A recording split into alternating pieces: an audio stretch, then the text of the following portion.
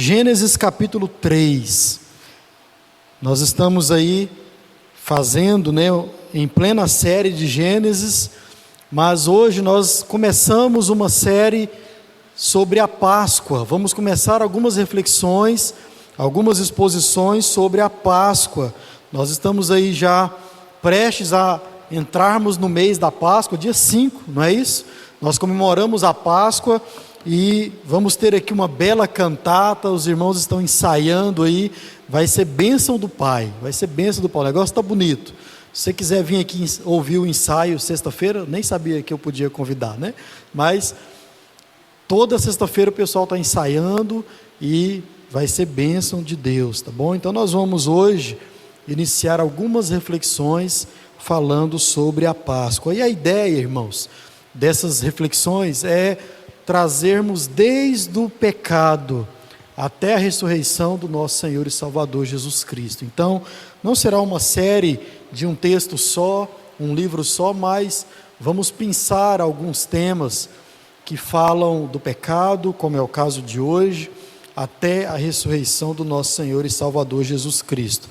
Já preguei em Gênesis capítulo 3 aqui na igreja, mas hoje nós olharemos para esse texto abordando outras perspectivas que nós não pudemos tratar aqui no passado. Fique de pé, Gênesis capítulo 3, verso 9 até o verso de número 15, é o texto que nós vamos refletir. Amém? A palavra de Deus diz assim: Então o Senhor Deus chamou o homem e perguntou: Onde você está? Ele respondeu: Ouvi que estavas andando pelo jardim e me escondi. Tive medo, porque eu estava nu. Quem lhe disse que você estava nu? Perguntou Deus. Você comeu do fruto da árvore que eu lhe ordenei que não comesse? O homem respondeu: Foi a mulher que me deste. Ela me ofereceu do fruto e eu comi. Então o Senhor Deus perguntou à mulher: O que foi que você fez? A serpente me enganou, respondeu a mulher. Foi por isso que comi do fruto. Então o Senhor Deus disse à serpente: Uma vez que fez isso, maldita é você entre todos os animais domésticos e selvagens. Você se arrastará sobre o próprio ventre, rastejará do pó enquanto viver. Farei que haja inimizade entre você e a mulher, e entre a sua descendência e o descendente dela. Ele lhe ferirá a cabeça e você lhe ferirá o calcanhar. Amém, irmãos? Vamos orar. Senhor nosso Deus e nosso Pai, nós estamos agora diante da Tua palavra. E nós, ó Deus, pedimos as orientações do Senhor para que possamos entender e também, ó Deus, aplicar a Tua palavra nas nossas vidas.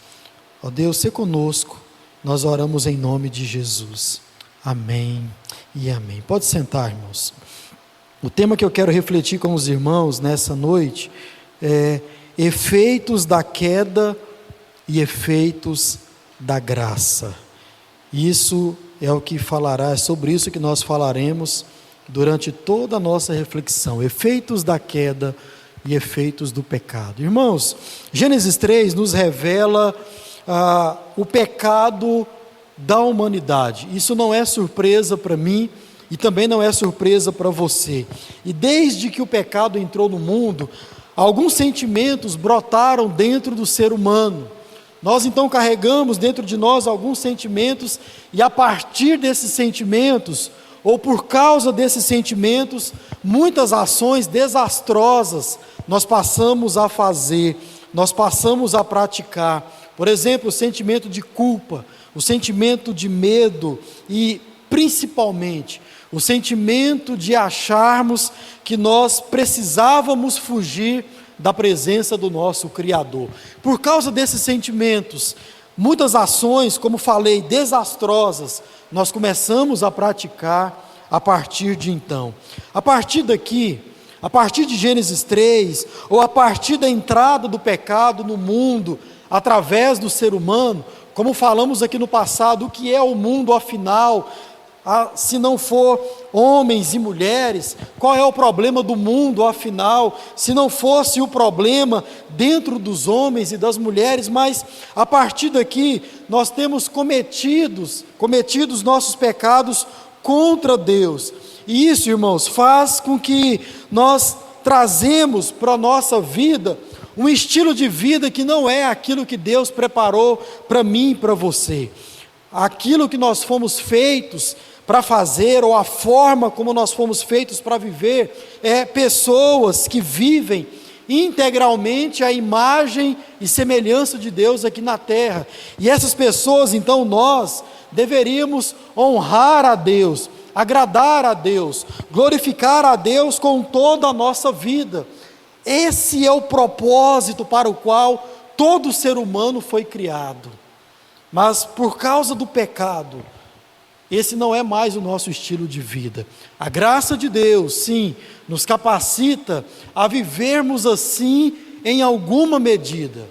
Mas, irmãos, a verdade é que nós vivemos, caminhamos longe do propósito que Deus estabeleceu para mim e para você. Pessoas que vivem integralmente a imagem e semelhança de Deus, e em tudo que fazem, glorificam e honram o nome do nosso Deus. Deveria ser assim. Deveria ser assim. E esse estilo de vida contrário ao que Deus preparou, nos faz, irmãos, precisarmos então de alguém, de um intermediador, que agora vai nos ligar de novo aos propósitos de Deus para a nossa vida. Sem essa pessoa, sem esse intermediador, não adianta querermos viver uma vida em proximidade de Deus, não adianta. Nós só vamos passar a viver aquilo que Deus tem para nós, a partir de um momento em que nós reconhecemos ou reconheçamos que precisamos de mais alguém. E é sobre esse alguém que nós veremos aqui nessa noite, porque sem ele, o estilo de vida que nós adotamos por causa do pecado, é um estilo de vida que vai cada vez nos afastar da presença de Deus, do ideal daquilo que Deus preparou e projetou para as nossas vidas. E quando nós falamos de pecado, quando nós falamos desse afastamento ou dessa proximidade que nós deveríamos ter de Deus, irmãos, é importante a gente refletir sobre a culpa de tudo isso. E aí, quando nós estamos refletindo sobre o pecado, é importante entendermos, meus irmãos, que o pecado é culpa nossa. Quando nós pecamos diante do Senhor, nós somos os culpados por esse estilo de vida. Todas as vezes que nós pecamos contra Deus, a culpa é nossa. Isso nós precisamos ter de forma clara na nossa mente, porque sem esse entendimento de culpa, não tem como nós adotarmos o entendimento, passarmos a ter o entendimento de que nós precisamos de um intermediador. É só quando nós entendemos que a culpa é nossa, que nós entendemos também que precisamos de alguém para sanar ou para levar essa culpa sobre si. Mas é interessante que muitas pessoas, em se falando de pecado, procuram culpar as circunstâncias que elas vivem. Ah não, pastor, eu erro, eu cometo os meus pecados, mas é as circunstâncias que me levam a cometer pecado. Outras pessoas vão culpar outras pessoas. Eu peco, pastor, não por causa de mim, não porque isso me afetou, mas eu peco por causa do outro. É o outro quem me faz pecar.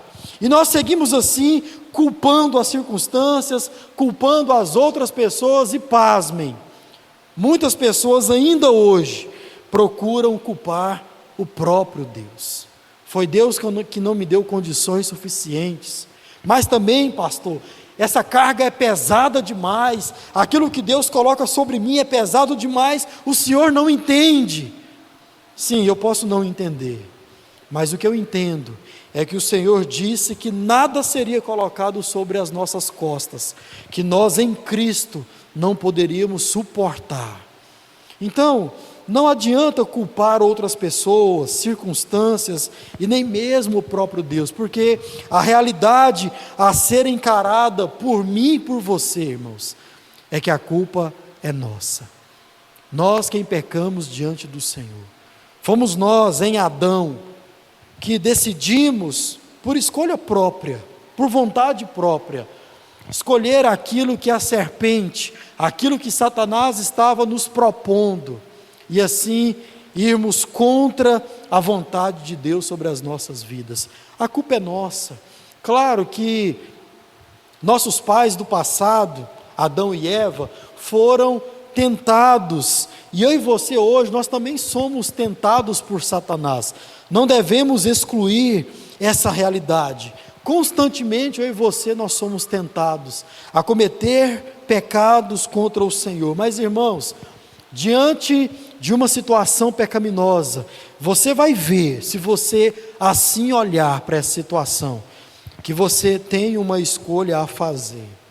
Uma escolha na qual você pode desagradar ao Senhor e assim continuar caminhando em direção a um estilo de vida para o qual você não foi preparado, projetado, ou você está também diante de uma situação na qual você vai poder agradar ao Senhor Deus, dizendo não para esse pecado, para essa situação. Veja, a culpa é nossa, nós escolhemos pecar contra o Senhor. Outra coisa importante é que alguém sempre vai pagar pelas coisas erradas que nós praticamos. Sempre alguém vai pagar pelos nossos erros.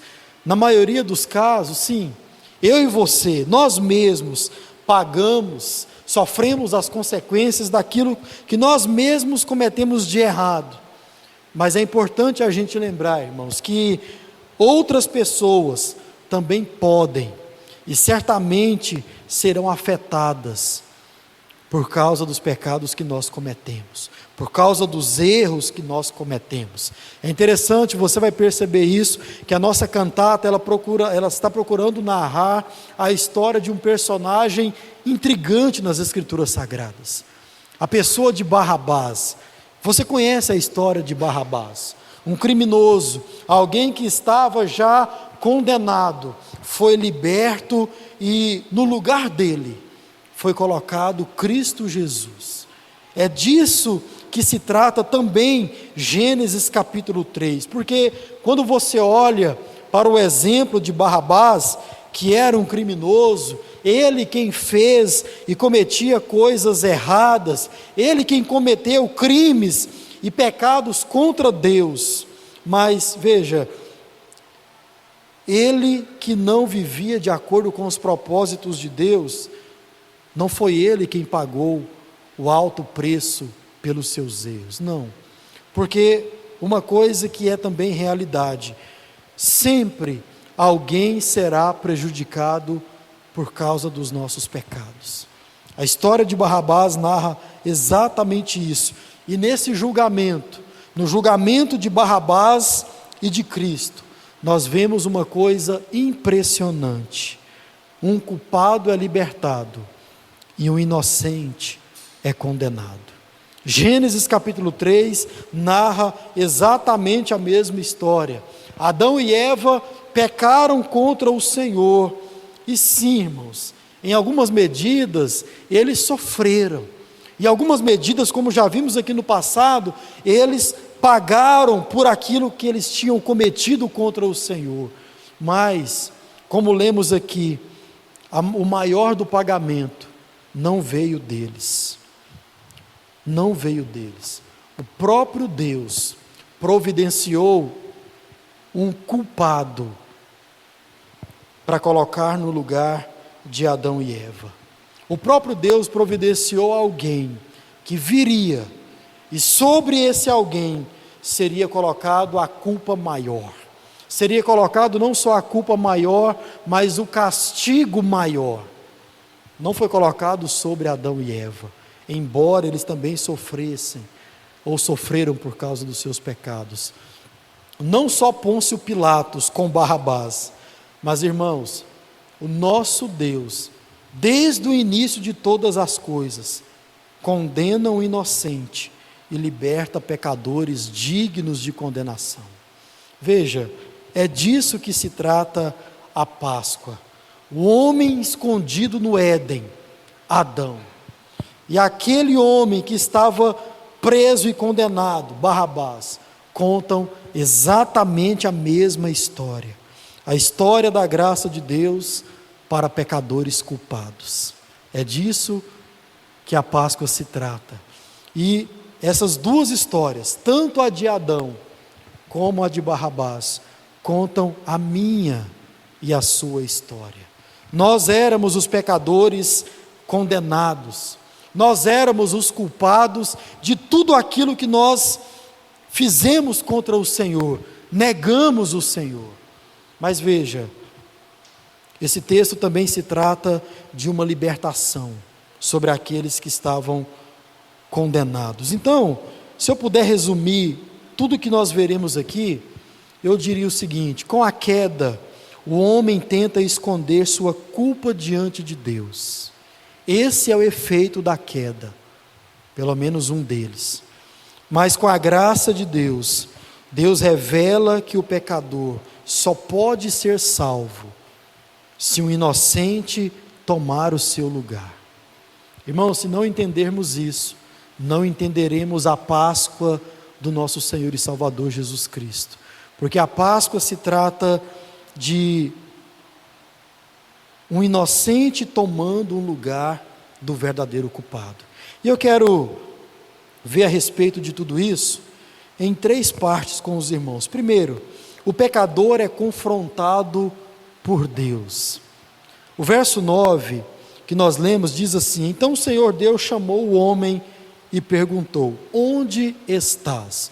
Como falei aqui no passado, essa pergunta vindo da parte de Deus ecoa não só aqui, mas por toda a palavra de Deus. Logo mais no capítulo 4, veja, Deus fala aqui com Adão, depois Deus fala também com a sua mulher, Eva, e no capítulo 4, Deus faz a mesma coisa com Caim, mas perguntando: o que foi que você fez? Cadê o seu irmão? Pergunta também no Novo Testamento a Ananias e Safira: o que foi que vocês fizeram? Vocês não precisavam ter feito as coisas desse jeito.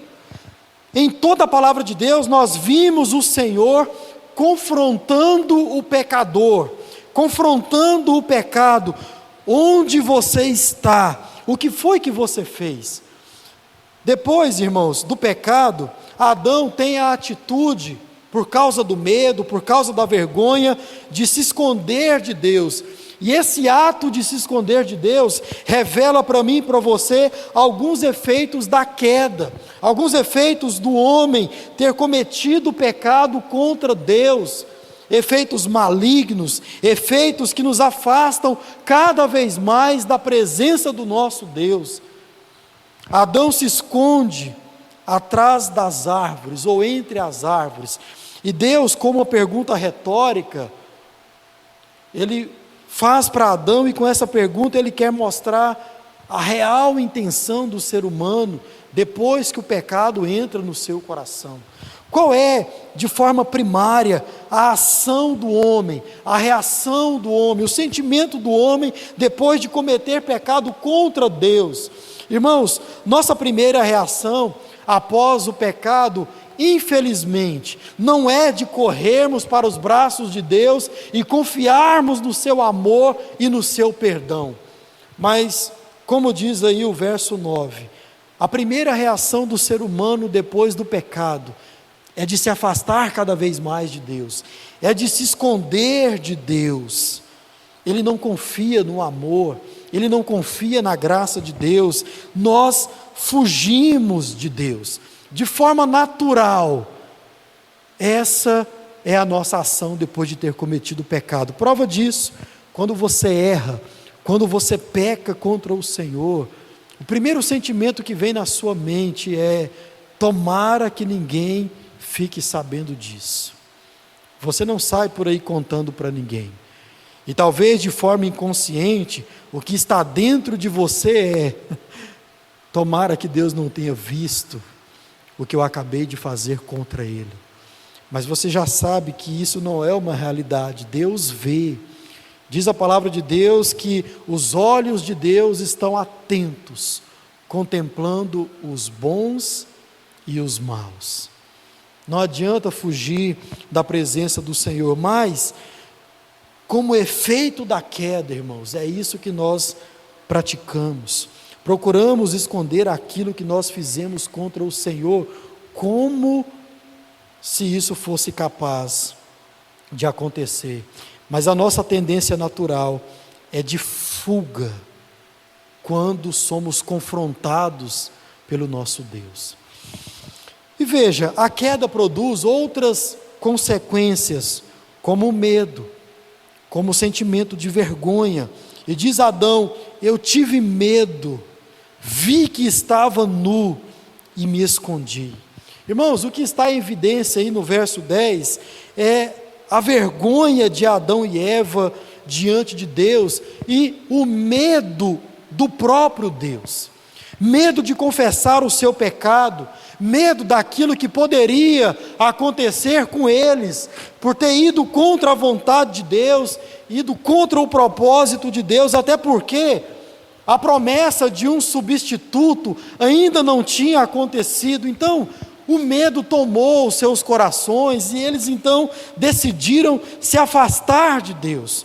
Diante dessa situação, Deus então entra em cena e questiona: onde você está? O que foi que você fez? E aqui, Deus não pergunta por ignorância, claro que não. Mas Deus pergunta tentando levar o pecador à consciência do seu pecado. Aqui é uma fala direta de Deus com Adão e Eva. E Deus então tenta colocar diante de Adão e Eva aquilo que eles cometeram contra o Senhor. Mas não apenas isso. Não só uma consciência de pecado Deus queria gerar em Adão e Eva. Para além disso, Deus queria mostrar que, ou levar o pecador a entender que não adianta fugir. Não adianta fugir. Não adianta se esconder. Não adianta sentir medo ou vergonha. Não adianta querer ou não querer dar explicações a Deus, porque, meus irmãos, o pecado, ele é confrontado por Deus, faz parte da ação de Deus em amor, mas também em juízo, confrontar o pecador em seu pecado. Irmãos, nós precisamos entender uma coisa, e talvez seja o momento de entendermos de uma vez por todas, que a obra da graça de Deus, ela começa com Deus confrontando o nosso pecado. Não será diferente. Deus, ele age em amor, em graça e em misericórdia, mas Deus age em verdade. E a verdade do Evangelho é que ele expõe o nosso pecado, é que ele traz à tona o nosso pecado, e ele diz com isso: não adianta se esconder. Talvez Deus até diga: eu entendo o seu medo, eu entendo a sua vergonha, mas não adianta usar essas coisas para se esconder da minha presença, não adianta não querer dar explicações a Deus. Nós daremos explicações a Deus, prestaremos conta de tudo aquilo que nós fazemos contra o nosso Deus, porque Deus confronta o pecador. E sim, faz parte da queda o homem tentar se esconder, usando todos esses sentimentos que levam o ser humano a essas ações desastrosas, se afastar de Deus, se esconder da presença de Deus. Tudo isso vem como efeitos da queda. O homem se esconde de Deus.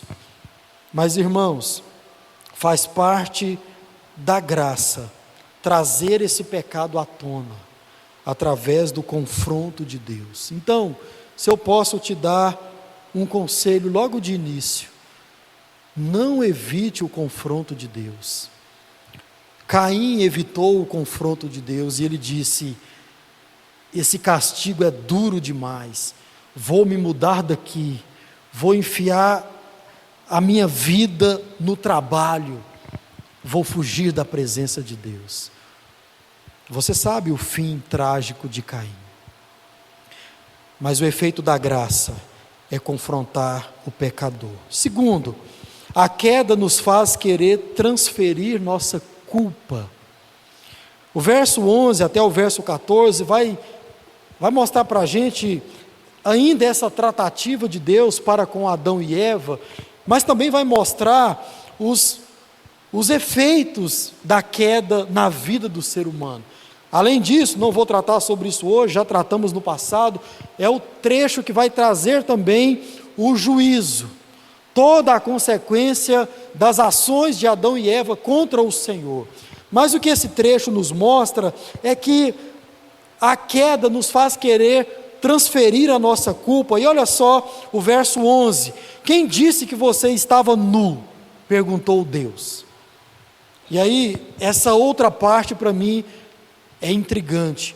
Você comeu do fruto da árvore que eu lhe ordenei que não comesse? Veja, irmãos, algo que claramente nós vemos aqui é Deus tentando, por assim dizer, fazer que entendamos que a responsabilidade do nosso pecado é nossa, não é de outras pessoas, não é das circunstâncias, mas é nossa. Olha essa frase do verso 11, o finalzinho: você comeu do fruto da árvore que eu lhe ordenei que não comesse. Aqui é uma conversa direta entre Deus e o homem. Eu dei a você uma ordem clara, eu dei a você algo que não tinha como você fazer o contrário disso. Essa era a instrução, esse era o caminho, esse era o propósito. O que aconteceu? Você fez o contrário disso? Então a consequência é toda sua. Então a culpa é toda sua. Adão começa então, dentro desse diálogo com Deus, colocar a culpa na sua mulher. Eva fez exatamente a mesma coisa, colocou a culpa sobre a serpente, e aqui está o fruto da queda, aqui está a natureza do pecado. Qual é? A culpa sendo negada. Nós não queremos a culpa, nós negamos a culpa, e a culpa sendo imposta sobre outras pessoas. Esse é o efeito da queda. A maneira natural do pecador agir é evitando a responsabilidade do pecado, como se isso adiantasse alguma coisa, ou como se isso ajudasse em alguma coisa. A verdade é, irmãos, que depois da queda, o coração caído do ser humano jamais quer admitir culpa alguma. Isso começou em Adão e Eva, e isso propaga até hoje sobre as nossas vidas. Em vez de confessar, o pecador decide ser evasivo, e mais que isso, ele decide ser ardilhoso, maldoso para com o seu semelhante. Esse é o efeito da queda. Adão, quando culpa a sua mulher, ele não apenas quis se livrar da culpa de ter ido contra a vontade de Deus, mas Adão quer também se livrar de todo e qualquer prejuízo que a sua atitude pecaminosa possa trazer para a sua vida. Ele não quer só se livrar da culpa, irmãos, ele quer se livrar das consequências. Ele decide entregar outra pessoa ao invés dele mesmo se entregar. Esse é o efeito do pecado. Nós queremos que o outro sofra, nós queremos colocar sobre o outro a culpa daquilo que nós mesmos praticamos contra o Senhor. Nós queremos que o outro seja condenado, que ele sofra a consequência e não eu. Adão decide que é melhor outra pessoa pagar por tudo aquilo que ele fez, ao invés dele mesmo. Esse é o efeito. No fim das contas, Ele prefere que outra pessoa seja condenada pelo erro que ele mesmo cometeu. Esse é o efeito da queda. É assim que nós agora tratamos o nosso pecado. É assim que nós agora tratamos o outro, não como um semelhante a nós, mas alguém sobre o qual nós podemos colocar a nossa culpa. Barrabás não coloca a culpa sobre Jesus, é verdade. Mas ele age como se não fosse culpado de absolutamente nada. E a culpa é colocada sobre Jesus de um jeito ou de outro. Veja, de um jeito ou de outro, nós queremos nos livrar dessa culpa. Mas, irmãos, é dessa forma que o pecado vai corrompendo os relacionamentos entre os seres humanos. É dessa forma que o pecado vai corrompendo o relacionamento entre ele e o próprio Deus. A queda nos faz querer agir em defesa de nós mesmos e, de alguma forma, gerando assim uma justiça própria. Agora, qual é o problema disso? Mesmo que a nossa justiça traga prejuízo e condenação a outra pessoa, mas nós queremos a nossa justiça própria. A queda nos faz olhar para nós mesmos antes de olharmos para Jesus Cristo. Esse é o efeito da queda. Diante de uma situação pecaminosa e de condenação, ao invés de olharmos para Jesus Cristo, nós olhamos para nós mesmos. O pecador, antes de mais nada, ele procura se livrar, ou procura livrar a si mesmo. Agora, a graça de Deus, ela nos ensina, irmãos, que nós precisamos sim de uma outra pessoa, mas não uma outra pessoa para jogarmos sobre ela a nossa culpa. Não é nesse sentido. Mas a graça de Deus nos mostra que nós precisamos de alguém que se faça culpado em nosso lugar. E a graça de Deus mostra que nós precisamos de um inocente, não alguém para nós culparmos, mas alguém para levar a nossa culpa. Esse é o efeito da graça. Como efeito da queda, temos a tendência em culpar uns aos outros, mas como efeito da graça, nós não precisamos fazer isso, porque Cristo Jesus já se fez culpado em nosso lugar. Graças a Deus por isso. E por fim, esse texto nos mostra que o pecador é libertado por um substituto. Olha só o verso de número 15. Aí Deus traz o juízo, Deus traz a consequência, Deus traz o castigo, Deus traz a maldição. Mas o final desse texto termina de uma forma surpreendente.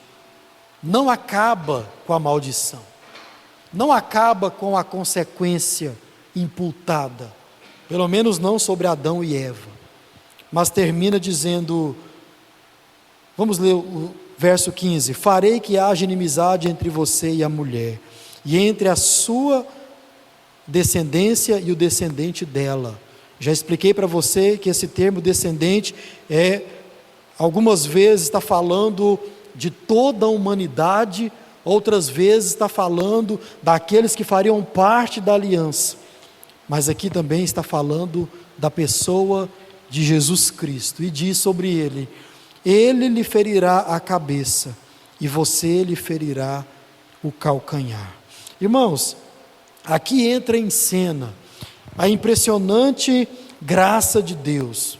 Aqui entra em cena o evangelho que transforma e que liberta pecadores, porque aqui está falando dessa troca, literalmente está sendo falado aqui dessa substituição.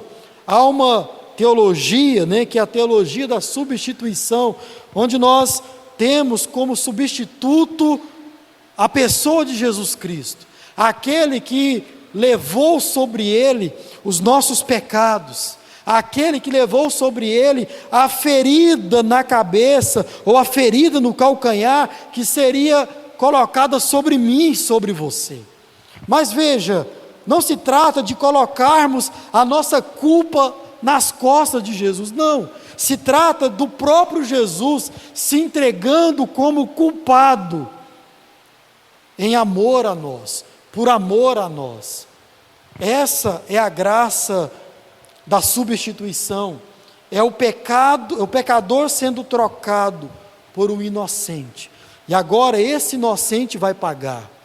Esse inocente vai sofrer. Esse inocente será condenado em nosso lugar. É isso que está em cena aqui.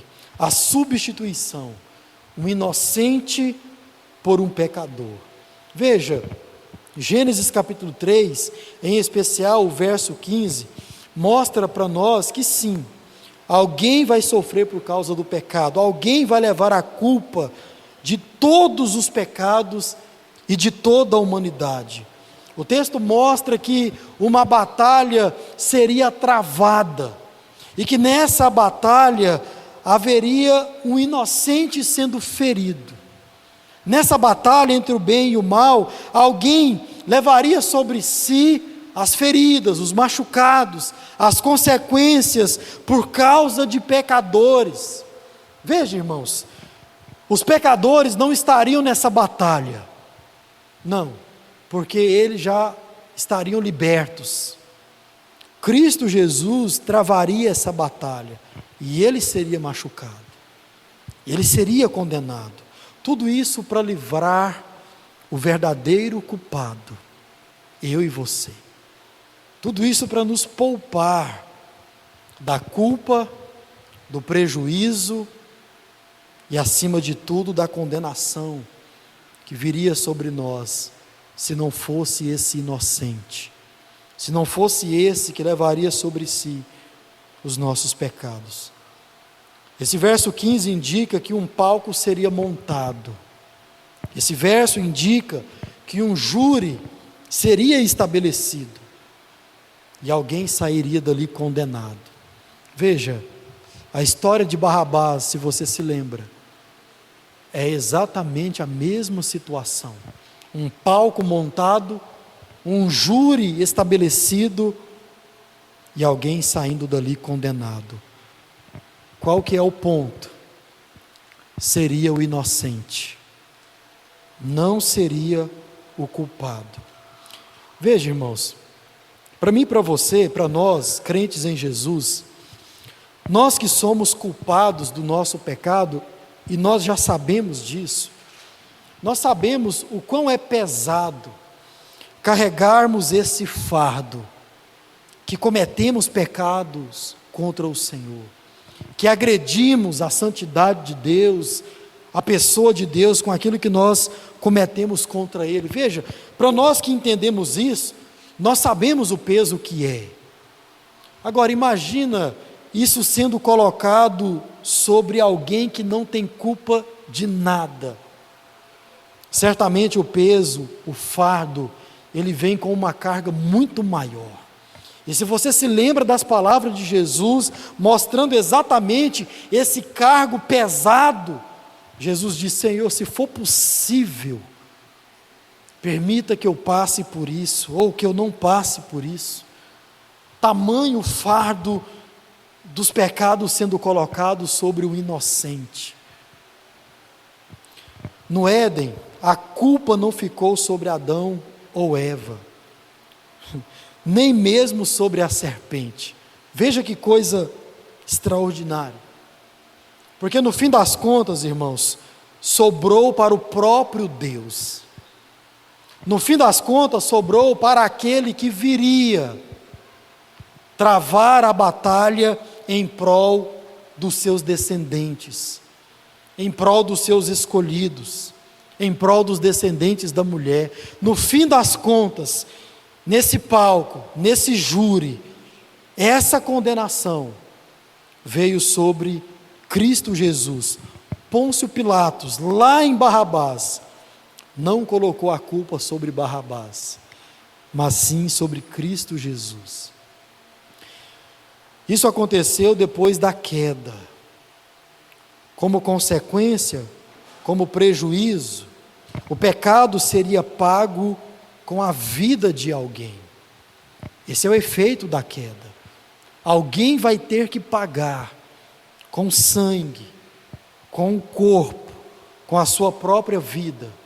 Sempre haveria, depois da queda, a necessidade de alguém ser liberto. Essa é a consequência da queda. Mas, irmãos, algo que a graça nos traz como efeito é que sim, alguém seria colocado como culpado de tudo isso, mesmo sem ter culpa alguma de tudo aquilo que aconteceu. Alguém seria entregue para substituir os verdadeiros culpados. Cristo Jesus foi entregue como inocente. E diz a palavra de Deus, como um cordeiro inocente. Ele foi, de forma silenciosa, se entregar em prol dos verdadeiros culpados. Então, nós começamos hoje a meditar sobre a Páscoa. E a festa da Páscoa começa com uma substituição. Se você se lembra do texto de Êxodo, onde narra pela primeira vez a Páscoa do Senhor, lá está dizendo que algumas casas, dentro de algumas casas, haveria um povo, e haveria um sinal nos umbrais da porta, e onde tivesse esse sinal de sangue, ali o anjo da morte passaria sobre aquela casa. Por quê? Aquele sangue mostra uma substituição. Não, sobre esse povo virá alguém que irá o substituir. E esse alguém sofrerá. Irmãos, isso é Páscoa. Este é o efeito da queda. E ao mesmo tempo, o efeito da graça salvadora de Deus. O Cordeiro de Deus que tira o pecado do mundo e coloca sobre si mesmo. Esse é o efeito da queda e ao mesmo tempo o efeito da graça de Deus. O Cordeiro de Deus que tira o pecado do mundo e coloca sobre ele mesmo. Veja, isso é Páscoa. Essa é a nossa reflexão. E para nos ajudar a comemorarmos desde agora uma Páscoa de forma saudável, algumas coisas para a gente praticar. Primeiro, reconheça a sua culpa diante de Deus. Irmãos, o primeiro passo da salvação é abandonar a tentativa de se esconder em meio ao seu pecado. Então reconheça que você é um pecador diante do Senhor, e reconheça que essa culpa deveria sim ser colocada sobre você, mas como vimos aqui, ela não é. Não porque nós precisamos colocar sobre alguém, mas porque alguém já colocou de forma voluntária essa culpa sobre si. Então, primeiro passo para a salvação: abandone a tentativa de se esconder de Deus, reconheça o seu pecado. Segundo, pare de justificar o seu pecado, pare de criar desculpas. Veja, o Evangelho não é para quem vive se justificando, não, esse não faz parte do Evangelho de Deus, esse não foi transformado pelo Evangelho de Deus, porque o Evangelho de Deus não se trata de pessoas a todo tempo se justificando por causa de uma vida de pecado, mas para quem se arrepende e vive uma vida de arrependimento dos seus pecados. É assim que vivemos a Páscoa do Senhor. Terceiro, olhe para Cristo como seu substituto. Meus irmãos, ninguém mais pode fazer alguma coisa por nós. Não. Primeiro, porque já foi feito. E segundo, foi feito por Jesus Cristo, o único que poderia fazer alguma coisa por nós. Então, é para Ele que nós devemos olhar, como nosso substituto, assim como o criminoso, ele é culpado, assim como Barrabás foi culpado, mas também foi libertado. Veja, Cristo morreu em nosso lugar, e Ele nos liberta de toda a escravidão do pecado e da nossa justa condenação. Isso é Páscoa. E por fim, se maravilhe com a Páscoa de Deus, celebre de fato e de verdade a Páscoa de Deus, porque, como acabamos de ver, o culpado vive porque o inocente morreu. Isso é Páscoa, e é isso que nós passamos a partir de hoje a celebrar. Essa é a verdadeira Páscoa, um culpado sendo entregue, um inocente, sendo entregue no lugar de verdadeiros culpados. A minha oração para nós é que nós celebramos a Páscoa com esse entendimento. Sim, você será confrontado no seu pecado, mas sim, alguém já pagou o preço por causa do seu pecado. Amém, meus irmãos? Vamos orar, vamos ficar em pé. Senhor, graças nós te damos, porque a tua palavra nos consola nessa noite, nos fazendo entender, ó Pai, que sim, é um efeito da queda procurarmos fugir do Senhor, mas ó Deus, como efeito da tua graça, o Senhor também nos confronta, e esse confronto gera em nós arrependimento, e arrependimento, ó Pai, gera em nós salvação. Que saibamos aproveitar a Páscoa do Senhor com esse entendimento, com esse espírito. E nós oramos pedindo isso ao Senhor, em nome de Jesus. Amém.